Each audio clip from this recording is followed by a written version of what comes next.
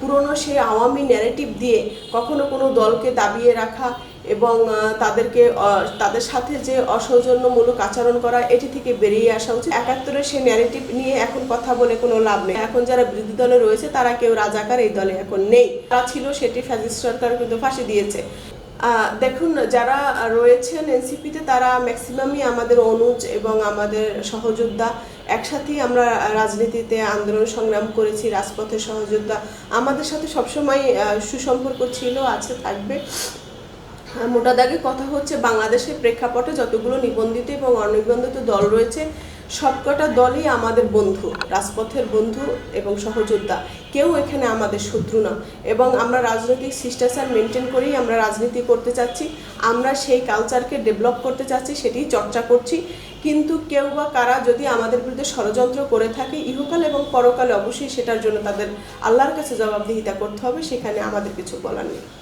রাজনীতি করতে হলে শিষ্টাচার অবশ্যই মেনটেন করা উচিত। রাজনৈতিক প্রতিপক্ষকে ঘায়েল করার জন্য যে শুধুমাত্র আপনি অসত্য কিছু কথা বলে বা মিথ্যে এলিগেশন দিয়ে যে আপনি তাকে অ্যাটাক করবেন, এটাই যে পলিটিক্যাল স্ট্যান্ড, না, আমরা এটা বিশ্বাস করি না। আমরা যারা তরুণ রয়েছে, যারা নতুন রাজনীতিতে পদার্পণ করেছি, জাতীয় রাজনীতিতে এসেছি, আমরা তাদের কাছ থেকে শিখতে চাই। অতএব পুরনো সেই আওয়ামী ন্যারেটিভ দিয়ে কখনো কোনো দলকে দাবিয়ে রাখা এবং তাদের সাথে যে অসৌজন্যমূলক আচরণ করা, এটি থেকে বেরিয়ে আসা উচিত। আমরা আহ্বান জানাচ্ছি যে আপনারা সংসদে কিংবা সংসদের বাইরে এমন আচরণ করেন যেন দেশ ও মানুষের হয়ে উভয় পক্ষ কাজ করছেন, কিন্তু আমরা দেখি এটা ব্লেমিং রাজনীতিতে আপনারা ব্যস্ত আছেন। এটি দেখে আমরা কি শিখবো? আগামী 10 বছর পর, 20 বছর পর আমরাই লিড দেবো এই রাষ্ট্রকে। সেক্ষেত্রে আপনারা আমাদেরকে এমনভাবে প্রেজেন্ট করেন যেন আপনাদের কাছ থেকে আমরা কিছু শিখি, কিন্তু আমরা কিন্তু হতাশ হয়ে যাচ্ছি। কারণ সেই ৭১-এর সেই ন্যারেটিভ নিয়ে এখন কথা বলে কোনো লাভ নেই। যেমন যিনি আমাদের সংসদের যিনি মাননীয় স্পিকার, তিনি বলেছেন যে এখন যারা বিরোধী দলে রয়েছে তারা কেউ রাজাকার এই দলে এখন নেই। তারা যেটা ছিল সেটা শেখ মুজিবুর রহমান ক্ষমা করে সেটা মীমাংসিত একটা ইস্যু। এখন সেক্ষেত্রে যদিও বা যারা ছিল সেটি ফ্যাসিস্ট সরকার কিন্তু ফাঁসি দিয়েছে। এখন সেখানে কিছু নিরপরাধ মানুষকেও ফাঁসি দিয়েছে, সেটার জন্য প্রতিবাদ করি।